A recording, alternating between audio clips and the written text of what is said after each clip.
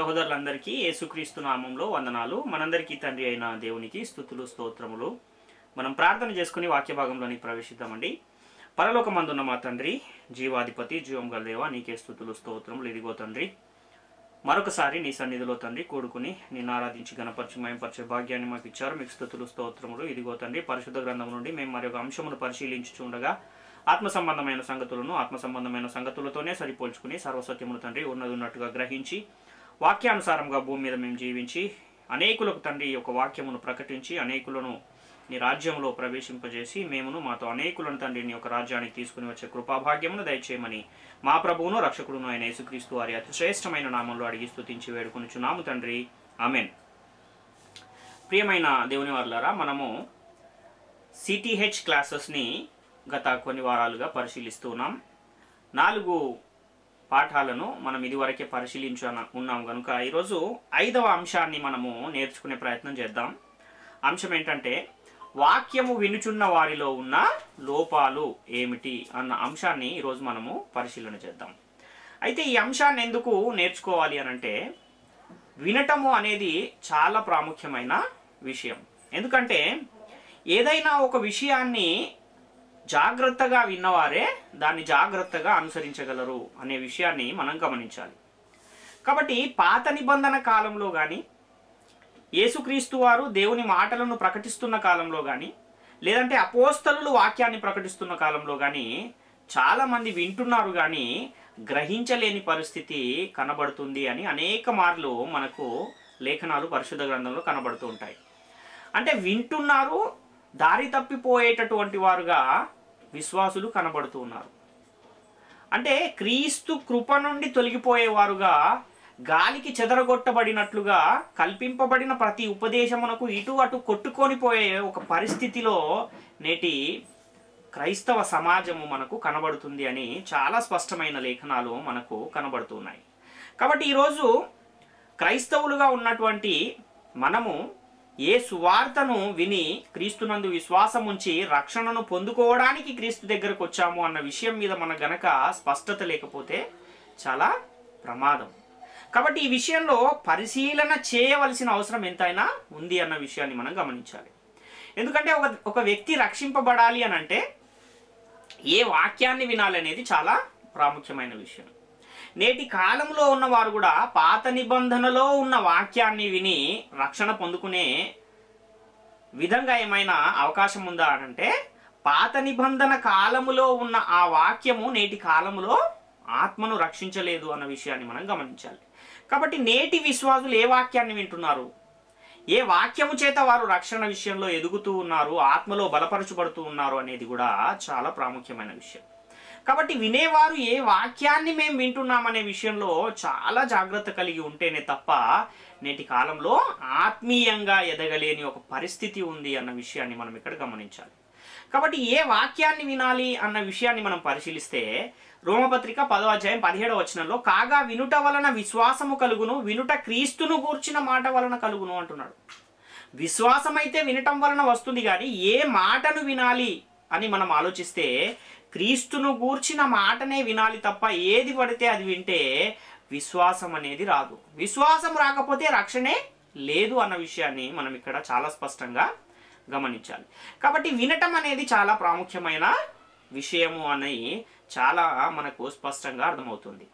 క్రీస్తును గూర్చిన మాట వలననే విశ్వాసం కలుగుతుంది తప్ప కథలు వింటేనో, లేదంటే ఏవైనా పాత నిబంధన కాలంలో రాజుల చరిత్రలు వింటేనో, లేదంటే ఇశ్రాయేలీయుల చరిత్రలు వింటేనో విశ్వాసం అనేది కలగదు అన్న విషయాన్ని గమనించాలి. మరి అవెందుకున్నాయి మన పరిశుద్ధ గ్రంథములో అనంటే, నేటి కాలములో అంటే యుగాంతమందున్న మనకు బుద్ధి కలగడానికి, ఆ రోజు వారు చేసిన అలాంటి పనులు మనం చేయకుండా ఉండడానికే అవి మన పరిశుద్ధ గ్రంథంలో పొందుపరచబడి ఉన్నాయి అన్న విషయాన్ని మనం గమనించాలి. కాబట్టి మనం ఏ మాటను వింటున్నాము అనే విషయాన్ని పరిశీలన చేసుకోవాల్సిన అవసరం ఎంతైనా ఉంది. ఎందుకంటే చాలా మంది వింటున్నారు కానీ గ్రహించలేని పరిస్థితుల్లో ఉన్నారు. ఎక్కడ మీటింగ్ పెట్టినా కూడా వేల కొలది మంది వెళ్ళి ఆ మాటలను వింటూ ఉన్నారు, కానీ విని ఎంతమంది దానిని గ్రహిస్తున్నారు అని అంటే అదొక ప్రశ్నార్థకంగానే కనబడుతుంది. ఎందుకంటే గ్రహించేవారు చాలా తక్కువ మంది మనకు కనబడుతూ ఉన్నారు.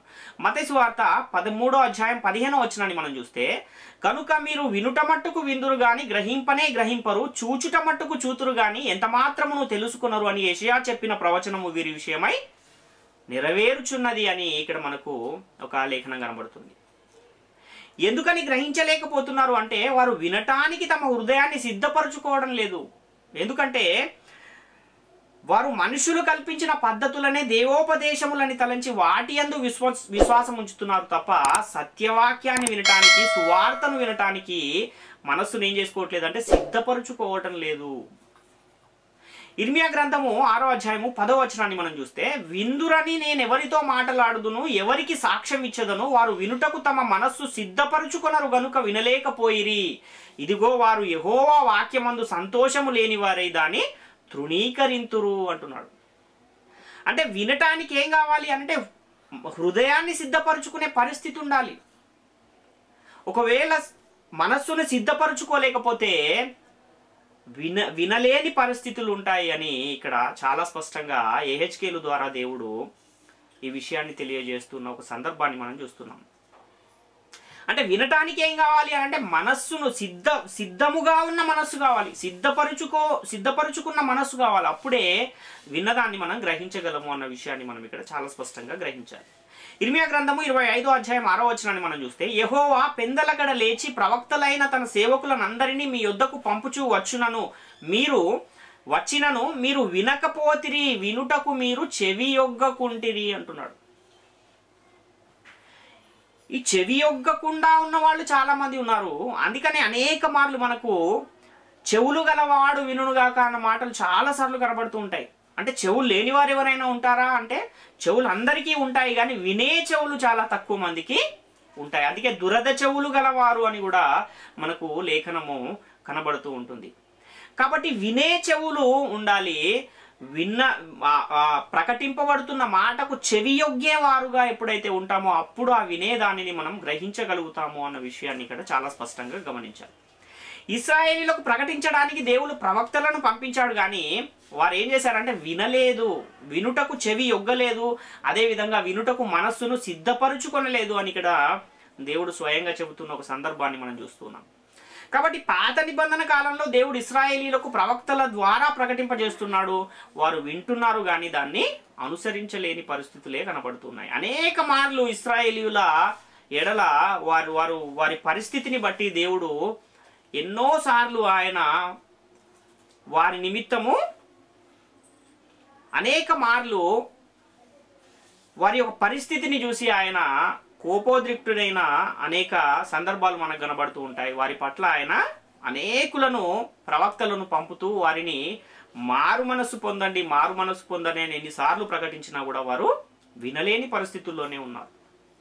ఎందుకంటే వారు మనసులు సిద్ధముగా లేవు, మనసుని వారు సిద్ధపరచుకోవట్లేదు, చెవియొగ్గి వినే పరిస్థితులు లేవు. అందుకనే ఆ విధంగా అనేక మార్లు ఈ యొక్క వాక్యాలు ప్రకటించబడుతున్నాయి.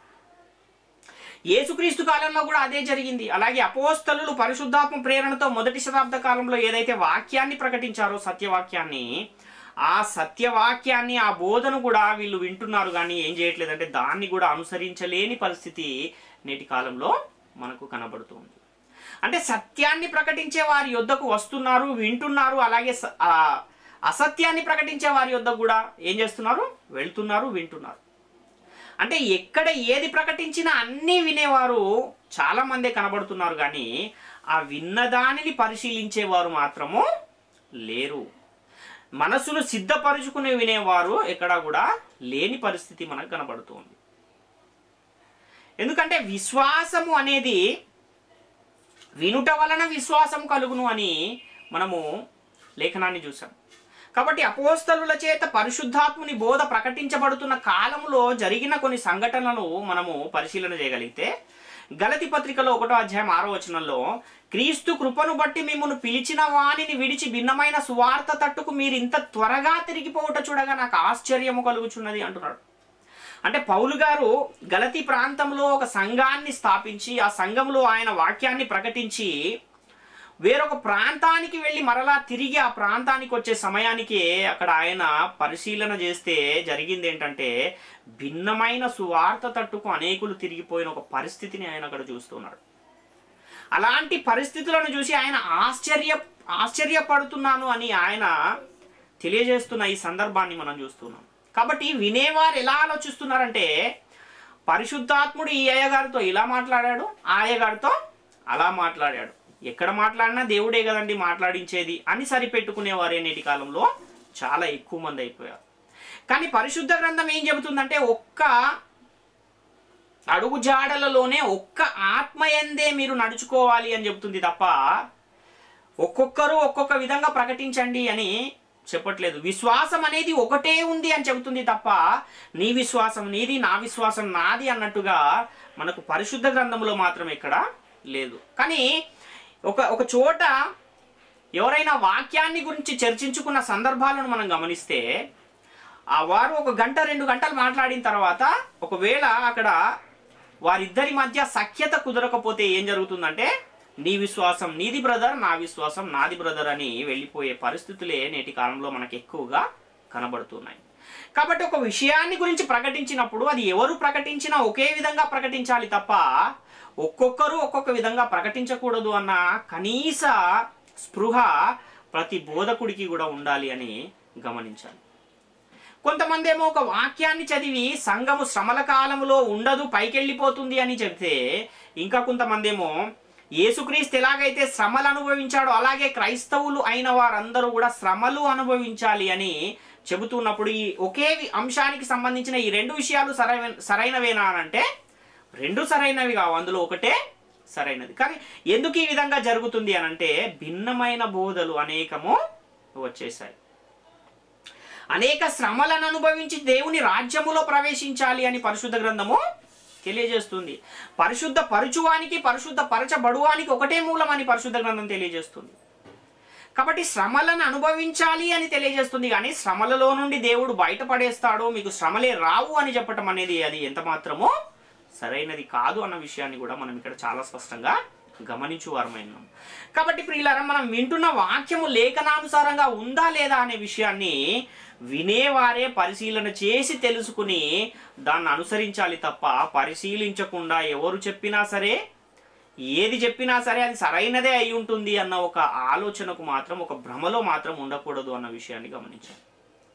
ఎందుకంటే ప్రకృతి సంబంధమైన విషయాలలో మాత్రము ఎంత జాగ్రత్త కలిగి ఉంటారంటే, ప్రతి ఒక్కరు కూడా చాలా జాగ్రత్త కలిగి ఉంటారు. ఏదైనా ఒక వస్తువును కొనాలి అంటే ఆ వస్తువును గూర్చి 4-5 చోట్ల దాని గురించి అడిగి, దాని ఫీచర్స్ ఏంటి, అది ఎంతవరకు మన్నుతుంది, దాని క్వాలిటీ ఎలా ఉంది, అది ఏదైతే ఆ కంపెనీ ఉందో అది మంచి కంపెనీ అయినా కాదా, ఇన్ని రకాలుగా అనేకమైన ప్రశ్నలు వేసి దాని గురించి తెలుసుకుని మరీ దాన్ని తీసుకుంటారు. కానీ ఆత్మ సంబంధమైన వాక్యం విషయంలో మాత్రం ఈ జాగ్రత్త ఏమైపోయిందంటే లేదు, కొరవడింది. జాగ్రత్త లేనివారుగా అనేకులు మారిపోయారు. మరి ఎందుకు ఇలా భిన్నమైన బోధ ప్రకటింపబడుతుంది అని అంటే, 1వ శతాబ్ద కాలము నుండి కూడా అపవాది ఏం చేశాడు, వెలుగుదూత వేషము ధరించుకున్నాడు. తన పరిచారకులకు ఏం చేశాడు, నీతి పరిచారకుల వేషము ధరింపజేశాడు. వారి ద్వారా సత్యవాక్యాన్ని కలిపి చెరిపి అనేకులను పాడు చేస్తూ నిత్య జీవము నుండి వారిని ఏం చేశాడు, తొలగింపజేశాడు. ఎందుకంటే వాడికి రాని నిత్య జీవము ఇంకెవరికి దక్కకూడదనే ఒక కుయుక్తితో అపవాది ఏం చేస్తున్నాడు అంటే అనేకుల విశ్వాసాన్ని చెరుపుతూ ఉన్న పరిస్థితి మనకు కనబడుతుంది. కాబట్టి వాక్యాన్ని వింటున్న మనము ప్రకటించబడుతున్న ఆ వాక్యము సిలువను గూర్చిన వార్తేనా, యేసుక్రీస్తు మరణ సమాధి పునరుత్థానములను మహిమను మనకు తెలియజేసేదిగానే ఉందా అన్న విషయాన్ని ఎవరు దాన్ని పరిశీలించుకోవాలంటే వినేవారే దాన్ని పరిశీలించుకోవాలి. ఎందుకంటే ఈ వాక్యం అనేది ఆత్మలను రక్షించేదిగా కనబడుతూ ఉంది. అది ఎంత శక్తి ఉందంటే వాక్యంలో ఒక ఆత్మను రక్షించే శక్తి మనకు వాక్యములో కనబడుతూ ఉంది, సువార్తలో కనబడుతూ ఉంది. 1 కొరింథీ పత్రిక 1వ అధ్యాయం 18వ వచనాన్ని చూస్తే, సిలువను గూర్చిన వార్త నశించుచున్న వారికి వెర్రితనము గాని రక్షించబడుతున్న మనకు దేవుని శక్తి అంటున్నారు పౌలు గారు. అంటే దేవుని శక్తి దేంట్లో ఉంది, సువార్తలో ఉంది.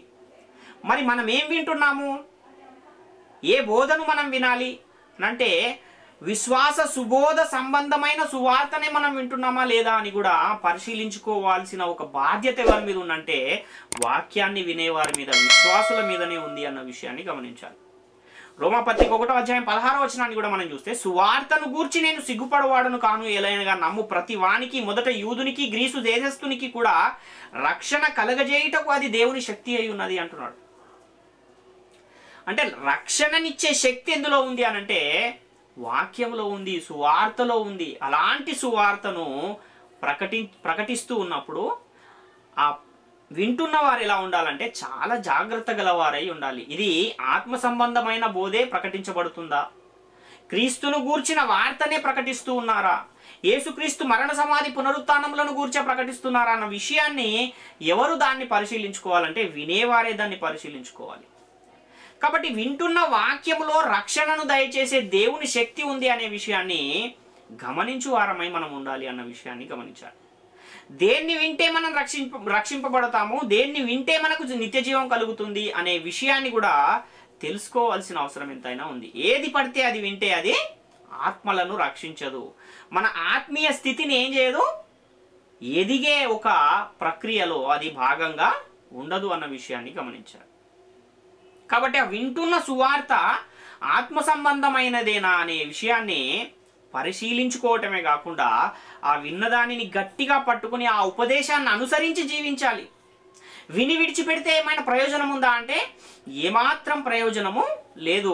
అలా విని విడిచిపెడితే అది ఆత్మలను రక్షించదు అన్న విషయాన్ని కూడా గమనించాలి. 1 కొరింథీ పత్రిక 15:1-2 మనం చూస్తే, మరియు సహోదరులారా, నేను మీకు ప్రకటించిన సువార్తను మీకు తెలియపరచుచున్నాను, మీరు దానిని అంగీకరించి దాని అందే నిలిచి ఉన్నారు.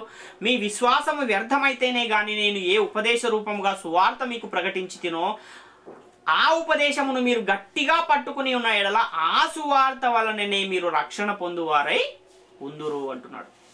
అంటే పౌలు గారు ఏం చేశారు, నేను సువార్తను మీకు తెలియపరచుచున్నాను అంటున్నాడు. ఆ తెలియపరిచిన ఆ సువార్తను ఏం చేయాలి, గట్టిగా పట్టుకుని దాని అందే నిలిచి ఉండాలి, దాన్ని మనం అనుసరించు వారమై ఉండాలి. అప్పుడు అది మనకు రక్షణను కలగజేస్తుంది తప్ప విన్న వాక్యాన్ని ఈ చెవి నుండి విని ఈ చెవి నుండి విడిచిపెడితే అది ఎంత మాత్రము కూడా ఏం చేయదు, కార్యసిద్ధి కలగజేయదు అన్న విషయాన్ని గమనించాలి. కాబట్టి బోధకులను బట్టి బోధన అనుసరించే పరిస్థితి నేటి కాలంలో ఉంది, కానీ సత్యాన్ని బట్టి బోధన అనుసరించే పరిస్థితి కనబడటం లేదు. ఇంకా ఈ సువార్తలో ఏది బయలుపరచబడుతుంది అని మనం ఆలోచిస్తే దేవుని నీతి అనేది సువార్తలో బయలుపరచబడుతూ ఉంది. రోమాపత్రిక 1:17 మనం చూస్తే, ఎందుకని నా నీతిమంతుడు విశ్వాస మూలముగా జీవించునని వ్రాయబడిన ప్రకారము విశ్వాస మూలముగా అంతకంతకు విశ్వాసము కలుగునట్లు దేవుని నీతి దాని యందు బయలుపరచబడుచున్నది అంటున్నాడు. యేసుక్రీస్తు ఏం చేశాడు, జీవాన్ని అక్షయతను వెలుగులోనికి తీసుకొచ్చాడు. దేని వలన వెలుగులోనికి తీసుకొచ్చాడు అంటే సువార్త వలన వెలుగులోనికి తీసుకుని వచ్చాడు. కాబట్టి ఈ ప్రకటించబడుతున్న ఈ సర్వసత్య వాక్యములు ద్వారా, ఈ సువార్త ద్వారా ఏం బయలుపరచబడుతుంది అంటే దేవుని నీతి అనేది అందులో బయలుపరచబడుతూ ఉంది అన్న విషయాన్ని మనం ఇక్కడ గమనించువారమైనాం. కాబట్టి క్రీస్తునందు దేవుడు ఈ లోకాన్ని తనతో సమాధానపరుచుకున్నాడు.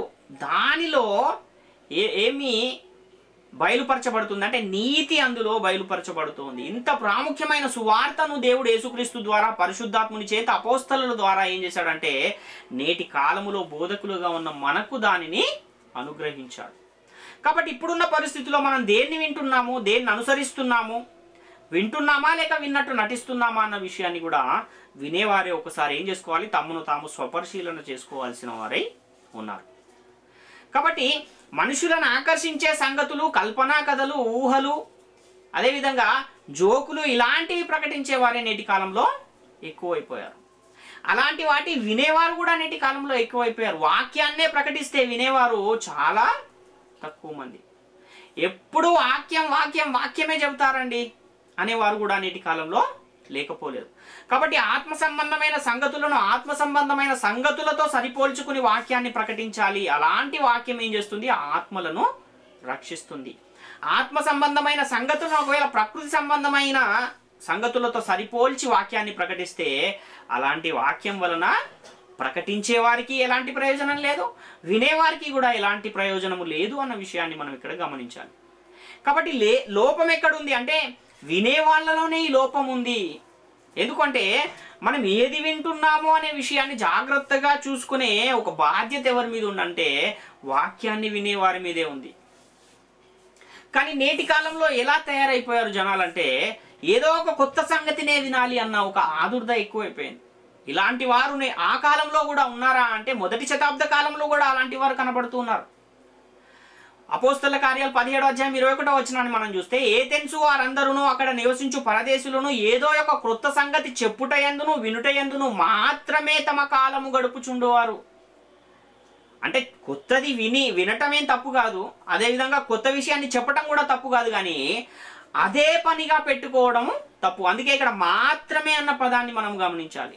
అంటే వాళ్ళకి ఏం కావాలంటే ఎప్పుడు ఏదో కొత్తదే వినాలి, కొత్తదాన్నే ప్రకటించాలి అన్న ఒక ఆసక్తి వారిలో ఎక్కువగా కనబడుతుంది. అలాంటి వారు నేటి కాలంలో కూడా చాలా మంది ఉన్నారు.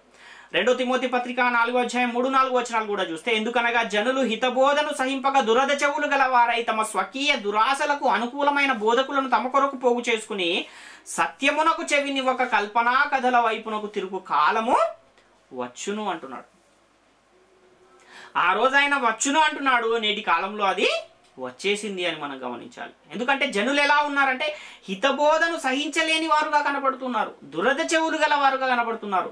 తమ స్వకీయ దురాశలకు అనుకూలమైన బోధకులనే తమ కొరకు ఏర్పరచుకుని వారుగా పోగు చేసుకుని వారుగా కనబడుతున్నారు. ఇది ఎప్పటి సంగతిని గురించి చెప్తున్నారు పౌలు గారు అంటే మొదటి శతాబ్ద కాలంలో జరిగిన సంగతిని చెబుతున్నాడు.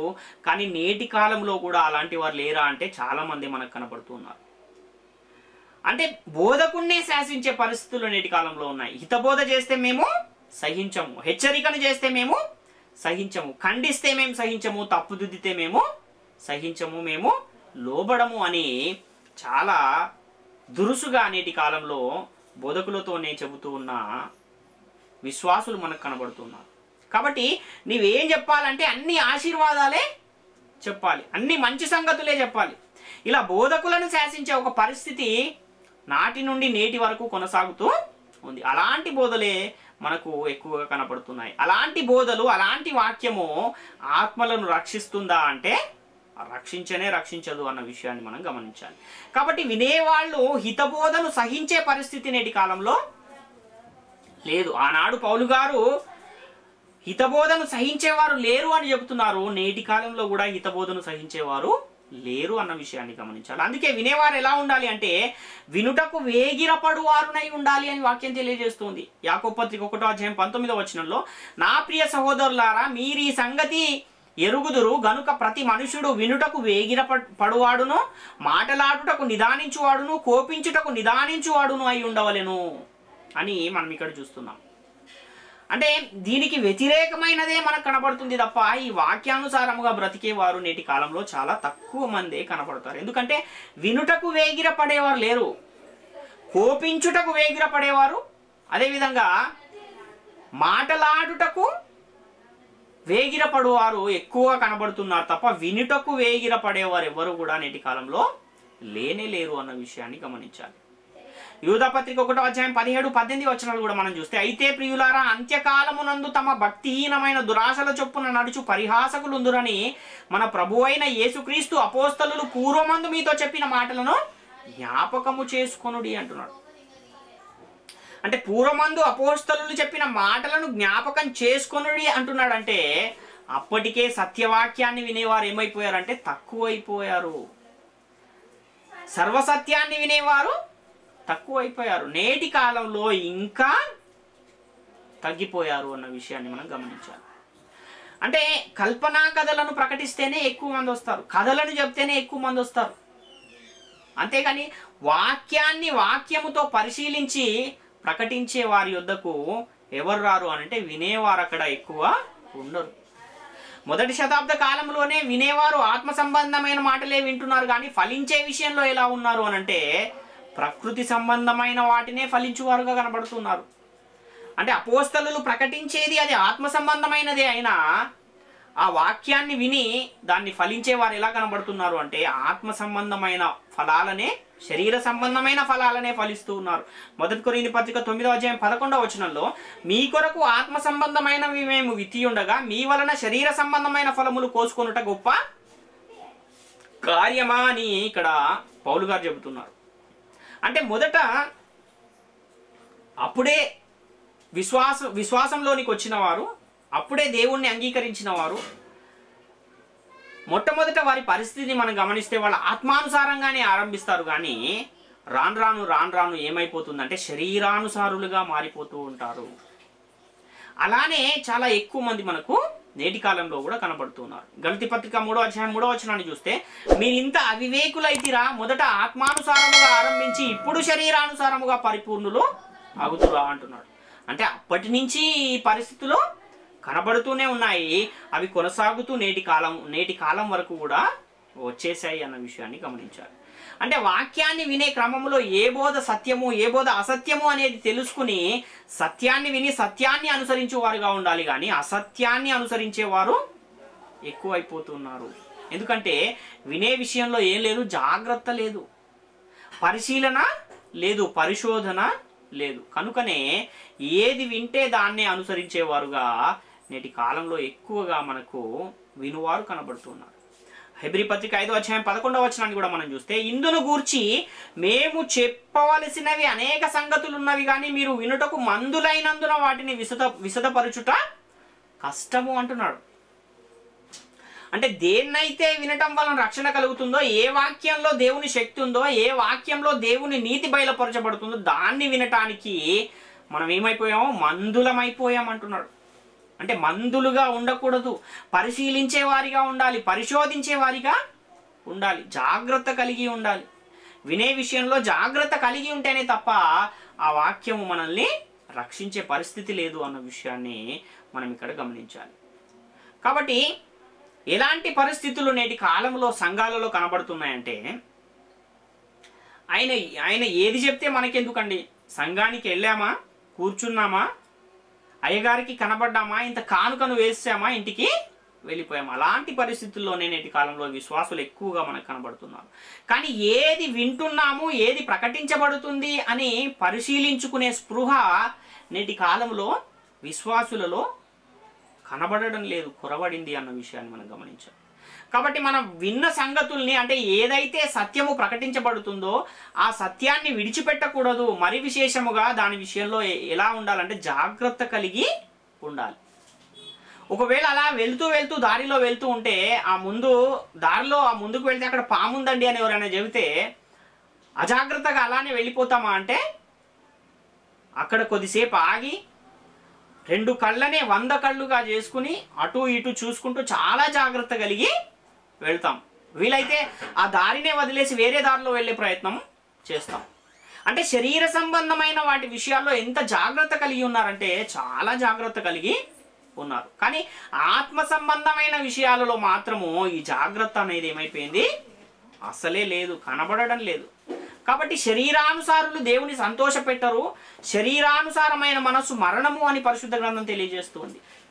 హెబ్రీ పత్రిక 2వ అధ్యాయం 1వ వచనాన్ని మనం చూస్తే, కావున మనము వినిన సంగతులను విడిచిపెట్టి కొట్టుకొని పోకుండానట్లు వాటి యందు మరి విశేష జాగ్రత్త కలిగి ఉండవలెను. ఒకవేళ విన్నదాన్ని విడిచిపెట్టేస్తే ఏం జరుగుతుందంటే కొట్టుకొని పోయే ప్రమాదం ఉంది. ఎక్కడికి కొట్టుకొని పోతారంటే నరకాగ్నిలో పడిపోయే చాలా ప్రమాదం ఉంది అన్న విషయాన్ని గమనించాలి. కాబట్టి చాలా జాగ్రత్త కలిగి నేటి కాలంలో వాక్యాన్ని పరిశీలించి వినేదాన్ని మనం ఏది వింటున్నామో అన్న విషయంలో చాలా జాగ్రత్త కలిగి ఉంటేనే తప్ప నేటి కాలంలో మనము రక్షించబడలేని పరిస్థితులు కనబడుతూ ఉన్నాయన్న విషయాన్ని గమనించాలి. అందుకని యేసుక్రీస్తు వారు కూడా మార్కు సువార్త 4వ అధ్యాయంలో మీరేమి వినుచున్నారో జాగ్రత్తగా చూచుకొనుడి అని వింటున్న వారిని హెచ్చరించిన సందర్భాన్ని చూస్తాం. అదేవిధంగా హెబ్రీ పత్రిక 4వ అధ్యాయం 1-2 వచనాలు కూడా మనం చూస్తే, ఆయన యొక్క విశ్రాంతిలో ప్రవేశించుదు మన వాగ్దానము ఇంకా నిలిచి ఉండగా మీలో ఎవడైనను ఒకవేళ ఆ వాగ్దానము పొందకుండా తప్పిపోవునేమో అని భయము కలిగి ఉందము, వారికి ప్రకటింపబడినట్లు మనకును సువార్త ప్రకటింపబడెను గాని వారు వినిన వారితో విశ్వాసము గల వారై కలిసి ఉండలేదు గనుక విన్న వాక్యము వారికి నిష్ప్రయోజనమైనది ఆయను అంటున్నాడు. అంటే ఏదైతే వాగ్దానము విశ్రాంతిలో ప్రవేశిస్తాము అన్న వాగ్దానం ఉందో ఆ వాగ్దానములో నిలిచి ఉండాలంటే వాక్యములో ముందు నిలిచి ఉండాలి, భయము కలిగి ఉండాలి. ఎప్పుడైతే ఆ సువార్త పట్ల మనం ఆసక్తి కలిగి ఉంటామో, ప్రకటింపబడుతున్న వాక్యము పట్ల ఆసక్తి కలిగి ఉంటామో, జాగ్రత్త కలిగి ఉంటామో, పరిశీలన చేసుకుని దాన్ని ఎప్పుడైతే వింటామో అప్పుడు మనము ఆ వాగ్దానములో, ఆ విశ్రాంతిలో నిలిచి ఉంటాము అన్న విషయాన్ని మనం ఇక్కడ గమనించాలి. కాబట్టి సత్యవాక్యము నుండి ఎక్కడ తప్పుపోతామో అన్న భయము మనకు ఎప్పటికీ కూడా ఉండాలి. విన్నవారితో కలిసి ఉండకపోతే ఏం జరుగుతుంది అంటే విన్న వాక్యం ఏమైపోతుంది? నిష్ప్రయోజనం అయిపోతుంది. కాబట్టి ఏదైతే సత్యవాక్యము ప్రకటించబడుతుందో ఆ సత్యవాక్యాన్ని మనం ఏం చేయాలి? దాన్ని జాగ్రత్తగా విని దానిని అనుసరించు వారమై ఉండాలి. కానీ భిన్నమైన బోధను ప్రకటించేవారు దేవుని నీతికి బదులుగా ఏం చేస్తారంటే తమ స్వనీతిని తీసుకుని వస్తారు. తమ స్వనీతిని స్థాపించుకునే ఒక కుతూహలం ఎక్కువగా కనబడుతుంది. నేటి కాలంలో అలాంటి వారే చాలా ఎక్కువగా మనకు కనబడుతున్నారు. రోమాపత్రిక 10వ అధ్యాయం 1-3 వచనాలు చూస్తే, సహోదరులారా, ఇశ్రాయేలీయులు రక్షణ పొందవలెనని నా హృదయాభిలాషయు వారి విషయమై నేను దేవునికి చేయు ప్రార్థనయునయున్నవి. వారు దేవుని యందు ఆసక్తి గలవారని వారిని గూర్చి సాక్ష్యం ఇచ్చుచున్నాను. అయినను వారి ఆసక్తి జ్ఞానానుసారమైనది కాదు. ఏలయనగా వారు దేవుని నీతిని ఎరుగక తమ స్వనీతిని స్థాపింపబూనుకొనుచు దేవుని నీతికి లోబడలేదు అంటున్నాడు. అంటే ఆసక్తి ఉండాలి, కానీ అది ఎలాంటిదై ఉండాలంటే జ్ఞానానుసారమైనదై ఉండాలి. ఆ జ్ఞానానుసారమైన ఆసక్తి ఎప్పుడైతే ఉంటుందో అప్పుడు దేవుని నీతినే స్థాపించే ఒక పరిస్థితి మనలో ఉంటుంది. కానీ ఆ జ్ఞానానుసారమైన ఆసక్తి ఎప్పుడైతే లేదో అప్పుడు సొంత నీతినే ఏం చేస్తామంటే స్థాపించుకునే ప్రయత్నము చేస్తాం. కాబట్టి దేవుడంటే, వాక్యం అంటే ఆసక్తి ఉన్నవారే అందరూ ఉన్నారు. కానీ ఆ ఆసక్తి ఎలా ఉంది అన్న విషయాన్ని ఒకసారి గమనించుకోవాలి. అంటే ఎక్కడ ఒక కూడిక జరుగుతుందన్నా, ఒక సభ జరుగుతుందన్నా వెళ్ళేవారే ఎక్కువగా కనబడతారు. కానీ ఆ ఎక్కువ మందిలో దాన్ని అనుసరించేవారు ఎంతమంది? దాన్ని ఆసక్తి, జ్ఞానానుసారమైన ఆసక్తిగా దాన్ని స్వీకరించేవారు ఎంతమంది అంటే చాలా తక్కువ మంది మనకు కనబడతారు. కాబట్టి దేవుని నీతికి మనం లోబడాలి, కానీ స్వనీతికి లోబడకూడదు. స్వనీతిని స్థాపించుకునే కుతూహలము ఉండకూడదు అన్న విషయాన్ని గమనించాలి. అదేవిధంగా యేసుక్రీస్తు ఎవరి కుమారుడని నమ్మటం వలన మనం దేవునిలో ఉంటాము, దేవుడు మనలో ఉంటాడు అని మనకు పరిశుద్ధ గ్రంథం తెలియజేస్తుంది అని మనం ఆలోచిస్తే, యేసుక్రీస్తు దేవుని కుమారుడు అని నమ్మితేనే దేవుడు మనలో ఉంటాడు, మనం దేవునిలో ఉంటాం. కానీ యేసే తండ్రిగా ఈ లోకానికి వచ్చాడు అని ఒకవేళ ఆ వాక్యాన్ని కనుక నమ్మితే అప్పుడు ఈ వాక్యం మనలో నెరవేరుతుందా అంటే నెరవేరదు. కాబట్టి నేటి కాలంలో బోధించే బోధ ఎక్కువగా తండ్రే క్రీస్తు, యేసే తండ్రి, ఇద్దరు ఒకటే అన్న బోధనే నేటి కాలంలో చాలా ఎక్కువగా వినబడుతుంది. కానీ పరిశుద్ధ గ్రంథంలో ఉన్న సంగతులను బోధించాలి అని అన్నప్పుడు ఎలాంటి సంగతులను మనం బోధించాలంటే ఆత్మ సంబంధమైన సంగతులతో సరిపోల్చుకుని బోధించాలి తప్ప ప్రకృతి సంబంధమైన సంగతులతో పరిశుద్ధ గ్రంథములో ఉన్న ఆ సంగతులను కనుక సరిపోల్చుకుని బోధిస్తే అది ఎంత మాత్రం కూడా దేవుని నీతిని ఏం చేయదు? స్థాపించదు. అందుకనే మీరు వినువారు మాత్రమై ఉండి మిమ్మును మీరు మోసపుచ్చుకొనక వాక్య ప్రకారము ప్రవర్తించువారునై ఉండుడి అని వాక్యం తెలియజేస్తుంది. ధర్మశాస్త్రము వినువారు దేవుని దృష్టికి నీతిమంతులు కారు, కానీ దానిని అనుసరించు వారే నీతిమంతులు అని కూడా పరిశుద్ధ గ్రంథం తెలియజేస్తుంది. యాకోబు పత్రిక 1వ అధ్యాయము 21-22 వచనాలు మనం చూస్తే, అందుచేత సమస్త కల్మషమును విర్రవీగుచున్న దుష్టత్వమును మాని లోపల నాటబడి మీ ఆత్మలను రక్షించుటకు శక్తిగల వాక్యమును సాత్వికముతో అంగీకరించుడి. మీరు వినువారు మాత్రమై ఉండి మిమ్మును మీరు మోసపుచ్చుకొనకుండా వాక్య ప్రకారము ప్రవర్తించువారునై ఉండుడి అంటున్నాడు. అంటే వాక్య ప్రకారము ప్రవర్తించు వారమై ఉండాలంటే లోపల వాక్యము ముందు ఏమవ్వాలి? నాటబడాలి. ఎప్పుడు లోపల వాక్యము నాటబడుతుంది అంటే ఆ వాక్య విషయంలో జాగ్రత్త కలిగి వింటే, పరిశీలించి వింటే, పరిశోధించి వింటే అది లోపల నాటబడుతుంది. ఆ నాటబడిన ఆ వాక్యం ఏం చేస్తుందంటే ఆత్మలను రక్షించే శక్తి అందులో ఉంటుంది. కాబట్టి ఆత్మలను రక్షించే శక్తి గల వాక్యాన్ని ఏం చేయాలి? సాత్వికముతో అంగీకరించాలి. కానీ నేటి కాలంలో వాక్యాన్ని ప్రకటించే వారు ఎలా ఉన్నారు, ఎలా కనబడుతున్నారు అంటే 1 పేతురు పత్రిక 2వ అధ్యాయం 8వ వచనాన్ని మనం చూస్తే, కట్టువారు వాక్యమునకు అవిధేయులై తొట్టిల్లుచున్నారు, దానికే వారు నియమింపబడిరి అని ఇక్కడ మనం చూస్తున్నాం. అంటే వాక్యాన్ని కలిపి చెరిపేవారుగా అనేకులు నేటి కాలంలో మనకు ఎక్కువగా అలాంటి వారే కనబడుతున్నారు. పరిశుద్ధాత్మని బోధకు లోబడి జీవించే పరిస్థితి ఉందా అంటే లేదు.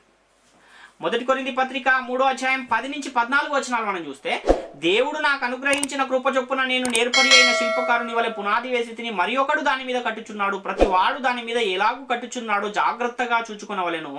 వేయబడినది తప్ప మరి ఒక పునాది ఎవడును వేయనేరడు, ఈ పునాది యేసుక్రీస్తే. ఎవడైనను ఈ పునాది మీద బంగారము, వెండి, వెలగల రాళ్ళు, కర్ర, గడ్డి, కొయ్యకాలు మొదలైన వాటితో కట్టిన ఎడల వాని పని కనబడును, ఆ దినము దానిని తేటపరచును, అది అగ్ని చేత బయలుపరచబడును, మరియు వాని పని ఎట్టిదో దానిని అగ్నియే పరీక్షించును.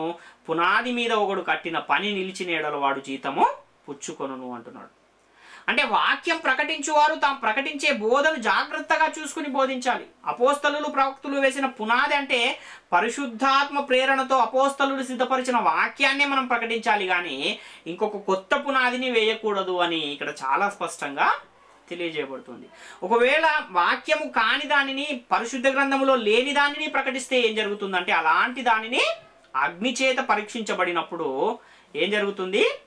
జీతము అది ఒకవేళ సరైనదైతే, అపోస్తలుల బోధ ప్రకారముగా ఉంటే అది జీతము పుచ్చుకోవడానికి అర్హతను సంపాదించుకుంటుంది. కానీ ఒకవేళ అది కలిపి చెరపబడిన బోధ అయితే, కల్పనా కథల బోధ అయితే, ఊహలకు సంబంధించిందైతే అదేం చేస్తుంది అంటే జీతము పుచ్చుకునే ఒక అవకాశము దానికి ఉండదు, జీతానికి అర్హత లేనిదిగా ఉంటుంది అన్న విషయాన్ని గమనించాలి.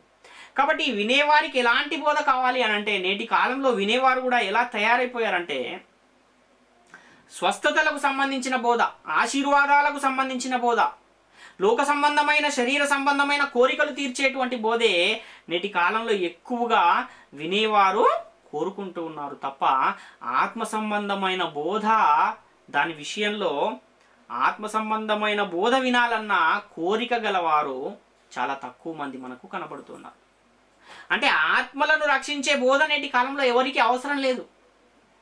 ఆశీర్వాదాలే కావాలి, స్వస్థతలే కావాలి, అద్భుతాలే కావాలి. అలాంటి వారే నేటి కాలంలో ఎక్కువగా మనకు కనబడుతూ ఉన్నారు.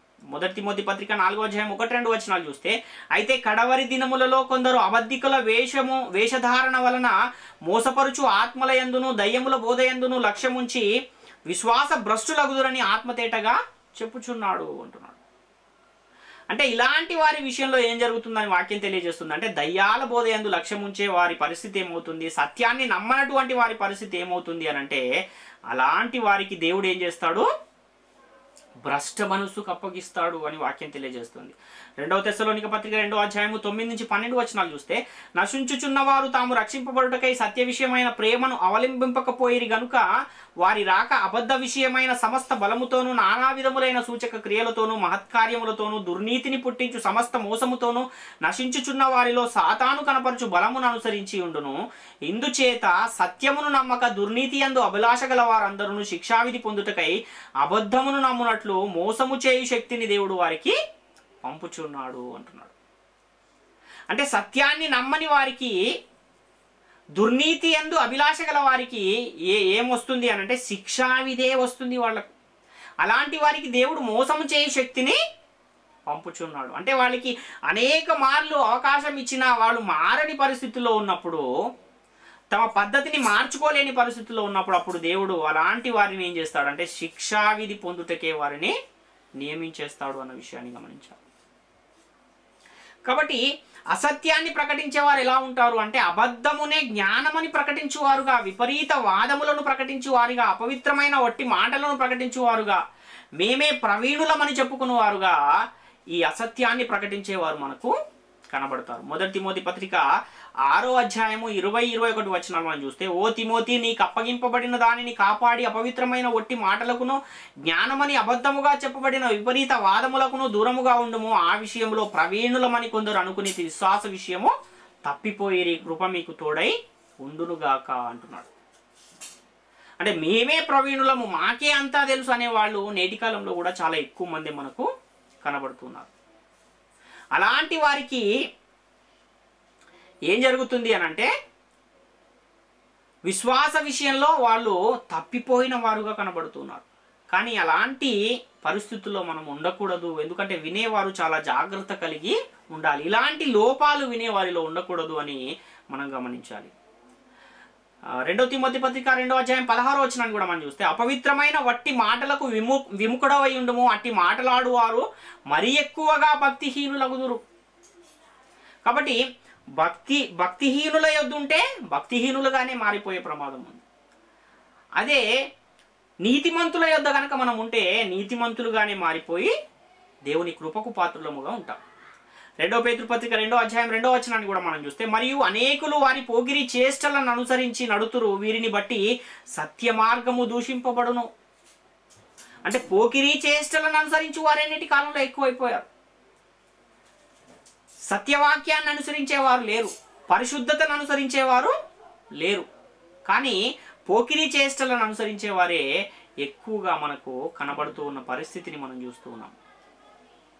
అందుకే యెషయా కాలములోనే దేవుడు ఇలాంటి వారిని గూర్చి ఒక విషయాన్ని చెబుతూ ఉన్న సందర్భాన్ని పౌలు గారు గుర్తు చేస్తున్నారు. దాన్ని కూడా మనం ఒకసారి చూస్తే అపోస్తలుల కార్యాలు 28వ అధ్యాయము 27వ వచనాన్ని చూస్తే, ఈ ప్రజలు కన్నులారా చూచి చెవులారా విని మనస్సారా గ్రహించి నా వైపు తిరిగి నా వలన స్వస్థత పొందకుండునట్లు వారి హృదయము క్రొవ్వియున్నది, వారు చెవులతో మందముగా విని కన్నులు మూసుకుని ఉన్నారు అని పరిశుద్ధాత్మ యెషయా ప్రవక్త ద్వారా మీ పితరులతో చెప్పిన మాట సరియే అంటున్నాడు.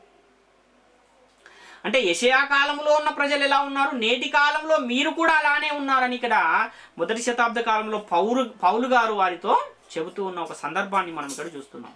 కాబట్టి వినటం అనేది చాలా ప్రాముఖ్యమైన విషయం. ఆ విన్నదాని ప్రకారంగా జీవించడం ఇంకా ప్రాముఖ్యమైన విషయం. కాబట్టి ఆ విన్నదాని ప్రకారంగా చేయువారు తప్పకుండా ఫలాన్ని పొందుకుంటారు. మంచిది విని చేస్తే మంచి ఫలము, చెడు దానిని విని చేస్తే చెడు ఫలము, అది ఎలాగూ జరుగుతూనే ఉంది. కాబట్టి మనం ఆత్మ సంబంధమైన విషయాలను వినుటకు మనస్సును సిద్ధపరచుకుని వారముగా ఉండాలి, వినుటకు వేగిరపడు వారముగా ఉండాలి తప్ప ఆ విన్నదానిని పరిశీలించకుండా వినే విషయంలో జాగ్రత్త లేని వారుగా ఉండకూడదు అని మనం ఇక్కడ చాలా స్పష్టంగా గమనించువారమై ఉన్నాం. కాబట్టి వినువారు జాగ్రత్తగా శ్రద్ధగా ఎప్పుడైతే వింటారో ఆ వినుదానిని ఒకవేళ జాగ్రత్తగా విని దానిని అనుసరిస్తే తప్పకుండా దాని ద్వారా సత్ఫలితాన్ని పొందుకునే ఒక అవకాశం మాత్రం ఉంటుంది.